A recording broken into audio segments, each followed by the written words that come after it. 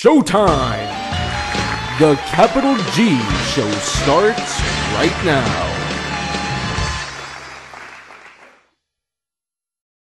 What's up YouTube, Capital G here. We're talking Crush Card Virus in this video, and we're asking the question when it comes back, and it's definitely going to come back. Are you going to consider running it or adjusting your deck to maybe combat against it?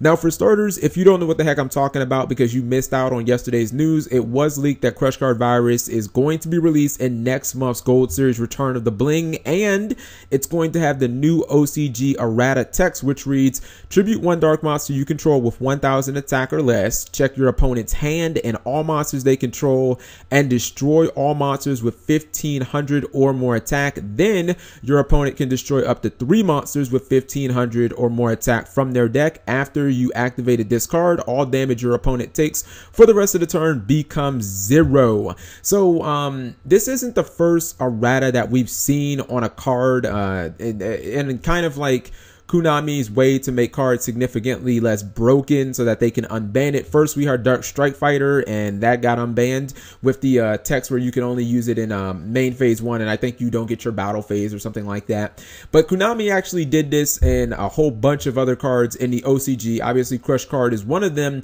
so it's pretty clear that this card is eventually going to get unbanned, just like Konami unbanned Dark Strike Fighter. And I think that there's a pretty good chance that it's going to be on this next ban list, the one for April 1st, because I mean, it just kind of makes sense. You're releasing this product on March 20th. You know, it's kind of like a week before the ban list. It gives you a great opportunity to move a whole bunch of product because not a lot of people, especially new players, like they don't really have Crush cards just lying around, especially considering the card's been out of print for forever. So this gives a whole bunch of players the opportunity to pick a card up, and since they can actually run it, they're going to be hyped and they're going to go out and buy a whole bunch of product. But the main questions that we want to ask in this video, first off, is how is this card going to affect the meta possibly?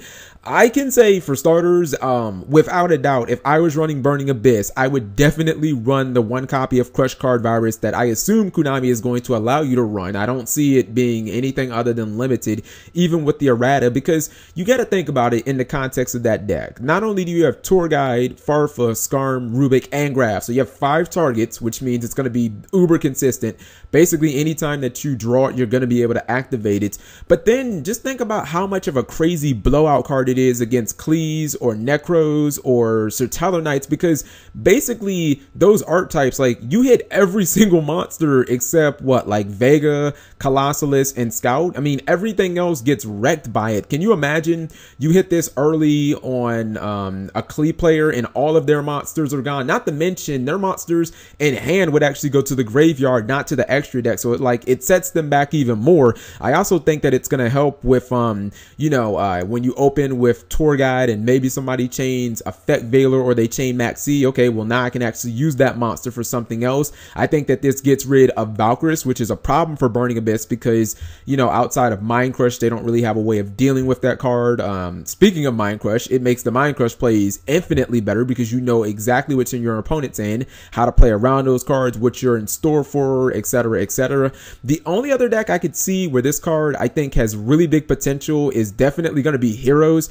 Heroes don't have as many targets as Burning Abyss do, but they do have 2 legitimate targets. The first being Shadow Mist, and you have to think that card is crazy searchable. I mean, they run Reinforcements of the Army, they run Summoner Monk, they run Emergency Call, so you can pretty much get the Shadow Mist whenever you want. And then the second card I just mentioned is Summoner Monk. While you can't actually use it if it's face up for Crush Card Virus because you can't tribute it. It's something in the text. I think it says it can't be tributed at all, but you can set the card and then Crush Card Virus it if you don't happen to have like a spell, or maybe your opponent has a big monster that's beating the crap out of you. You can just set Crush Card Virus, get rid of that monster, maybe get a look at their hand. Hopefully you can hit something like that. I think that the effect of your opponent being able to send monsters from their deck to the graveyard won't be relevant in the least. Originally I thought, well, that would be horrible against Burning Abyss because they could send, like, you know, they could send things like Surge to the graveyard and it would trigger, but obviously you're not going to keep this in like the mirror match, or you wouldn't keep it in if you're playing Heroes against Burning Abyss. So I don't really think it's going to be relevant.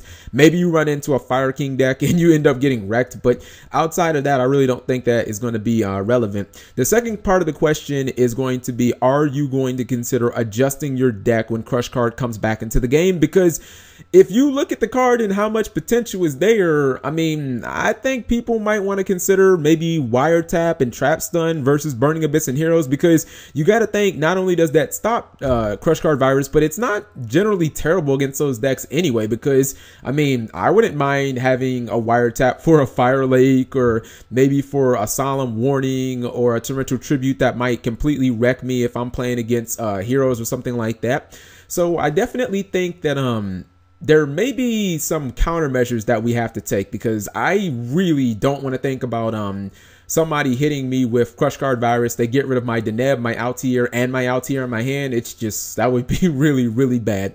The last thing I would like to say is I'm completely on board with them currently bringing back, or with them bringing back Crush Card with the errata, because I think finally after years, Konami has really moved away from, you know, Chaos, Light and Dark kind of dominating the game. If you look at the game right now, the best deck in the game is undoubtedly Water. Maybe next in line is probably Cleaforts. That's an Earth-based deck. And then you look at the Secret Forces, we got two art types in Yosenju and Ritual Beast, and they're both, I mean, pretty much they're both wins. So the game is in a very healthy state where Crush Card Virus won't be in every single deck. So let me know what you guys think. I think it's going to be really cool when Crush Card Virus comes back. It should be a staple for Burning Abyss. Thank you guys for watching as always. Subscribing makes life happy.